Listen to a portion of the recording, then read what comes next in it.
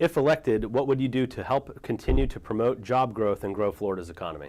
Well, I think it's a couple of things very quickly. Number one, I think we have to remain competitive with other states in terms of our tax base and what we charge people to do business here. I think we've got to make sure that we don't over-regulate. We have obviously public safety and concerns and non-discriminatory concerns, but overall we don't need as much regulation as we have, and that's been true whether we've had Republicans or Democrats. Finally, I think we've got to invest in infrastructure. This state is sadly in arrears in infrastructure, and the most important thing about it is that if we were to invest in infrastructure, that some of those who would be the recipients of the direct financial benefit are those who are the most pressed in the market right now anyway.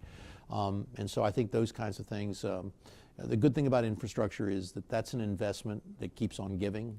In some places in this country it's given since the Great Depression.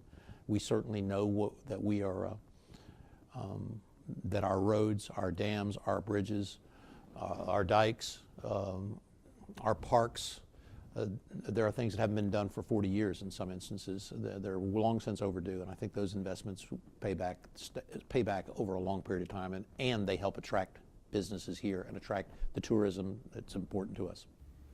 How would you improve Florida's healthcare situation?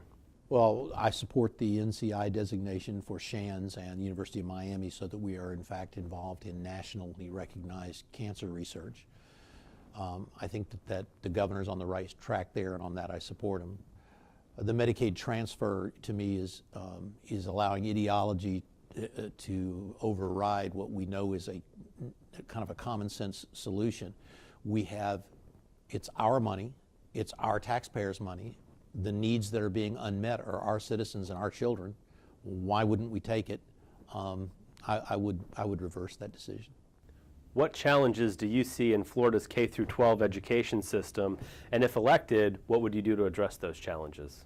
I think it's critically important that we maintain a vibrant, healthy, well-funded public school system.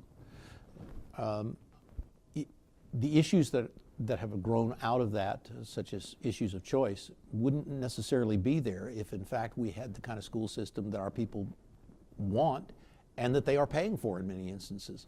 So I think we've got to figure out a way to give incentives to people to go into those areas and teachers to go into those schools that are the most challenged.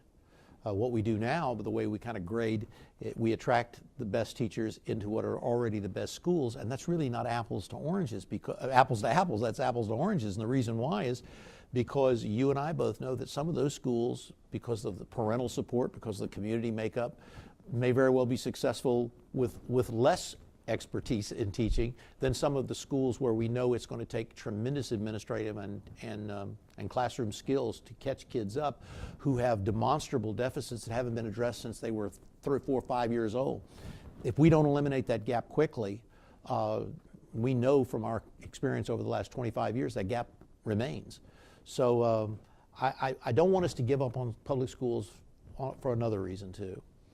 I think it's critically important that we know that the public schools are how we become the democracy that we are. It's how we learn that there's people who have more, have less, have the same but are very different. There are experiences that enrich each student to know more about how society is.